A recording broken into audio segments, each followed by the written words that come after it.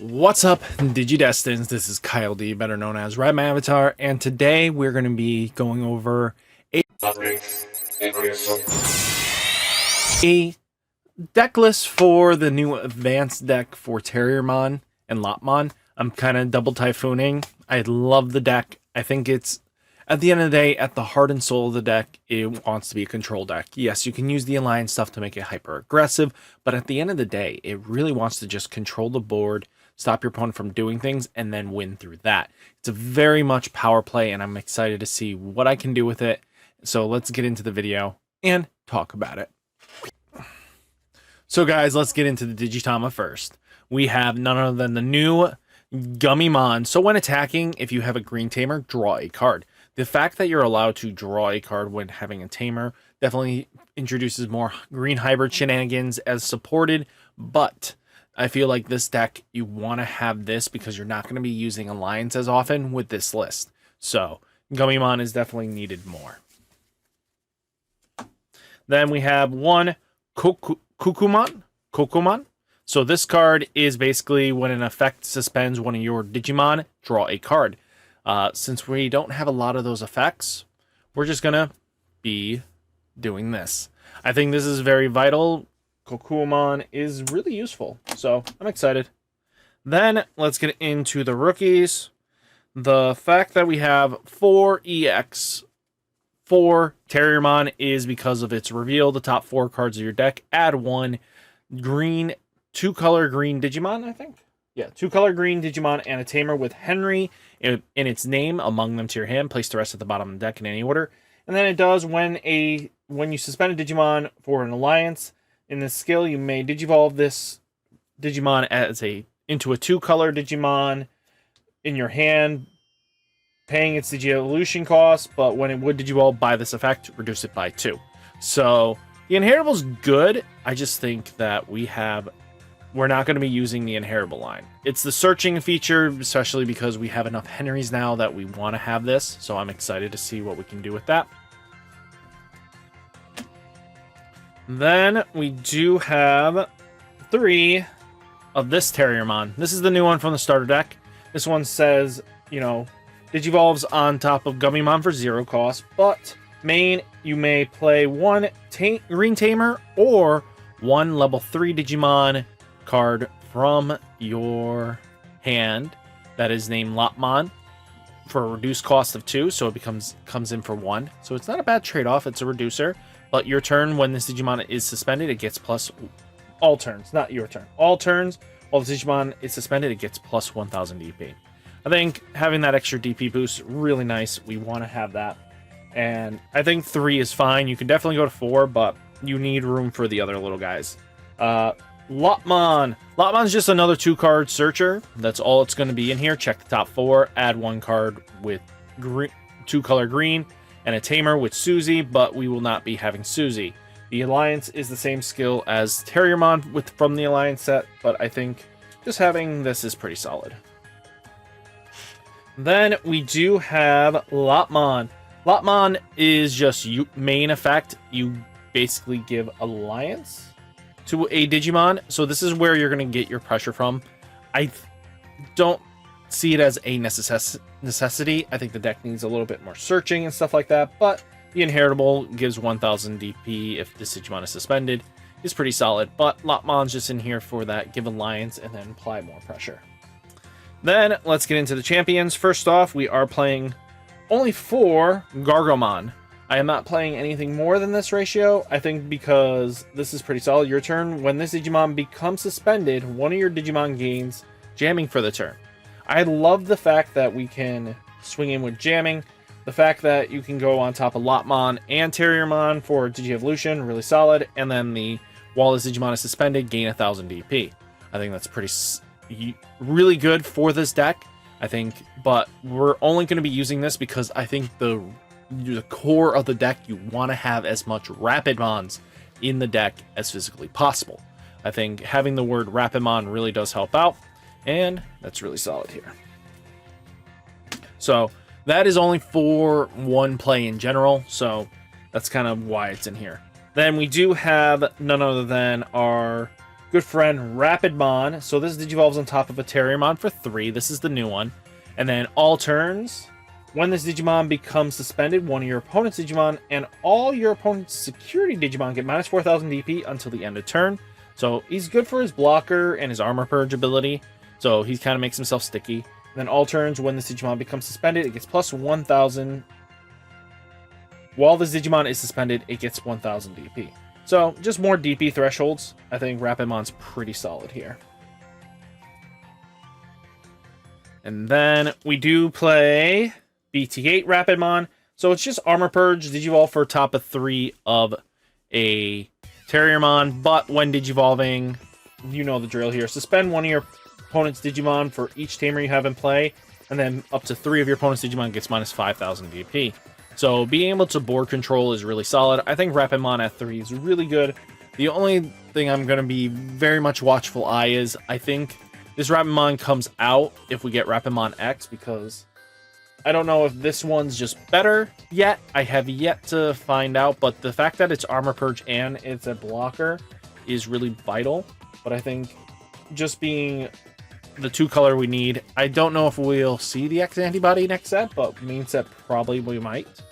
Then we do have 4 of basically Metal Tyrannomon, aka RapidMon. So the effect is the same thing. When this Digimon deletes an opponent's Digimon in battle, the trash one of your opponent's security stack, free damage, you know, really solid all turn effect. But on play, when Digivolving, de-Digivolve one of your opponent's Digimon. Then if you have a green Tamer, this Digimon cannot be deleted by your opponent's effects and cannot be returned to your hand or deck by your opponent's effect until the end of your opponent's turn. So basically, he makes it so your stack will stick. If your opponent has a lot of bounce or it's got a lot of removal, you go into RapidMon, set yourself for your MegaGargomon, and boom, you're ready to go. So just having a body that sticks this hard in the deck really does help out, especially since Armor Purge is solid, but they can definitely remove it very easily. And then we do have 2 black RapidMon, just because it's a RapidMon in name, and it has Alliance, so it has the key feature to be able to use all your other effects, which is really solid. But it also says when an effect, as it's inheritable, suspends a Digimon in play, this Digimon gains piercing, but this also has the end of attack, you Digivolve one of your opponent's Digimon. So I think just having 2 black Rapid is just a really solid backup target, because if you don't see this, the starter deck Rapid, at least having 2 in the bridge gap really does help out. He's not a pushover body either, so I think it's pretty solid. So technically we are playing 2, 4,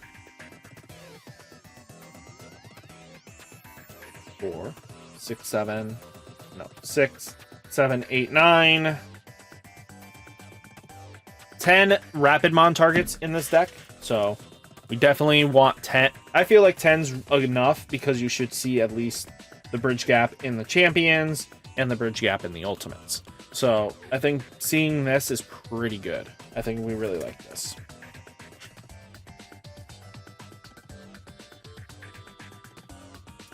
And then finally, let's get into Big Boy himself. We are playing MegaGargomon Ace. This card is a Ace card, so this is really good here. I like this card a lot.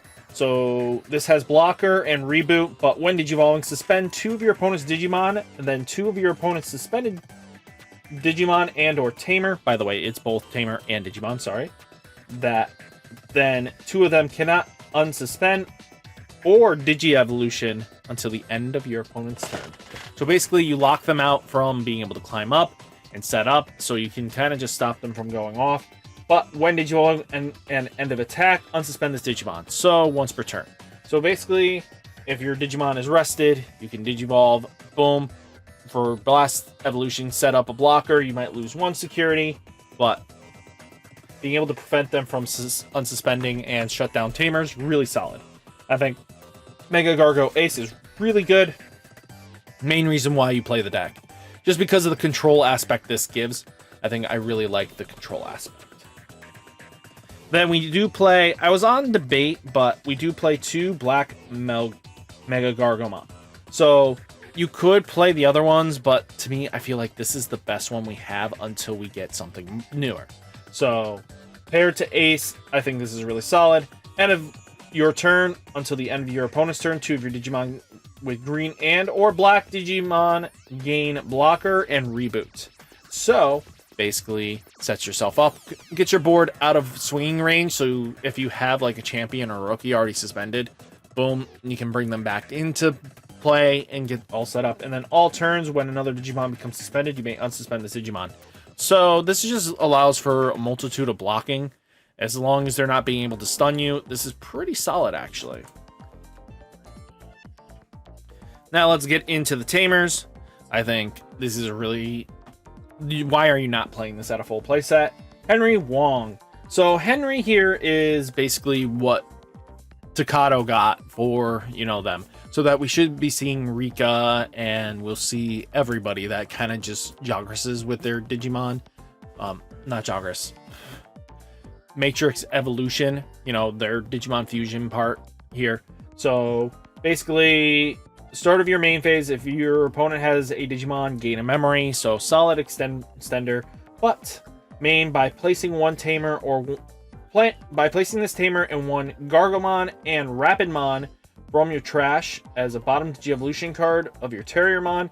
That Digimon may Digivolve into MegaGargomon from your hand without paying for a Digivolution cost 4 and ignores Digivolution requirements. This Digimon Digivolved by this effect gains Rush. So basically, being able to set up if you have the right amount of memory, you could, if you have 7 memory, play Terriermon down, boom, go in for 4, and then you're set. Your opponent's just staring down at a Digimon with Rush now. That's definitely really solid. I think Henry is really good.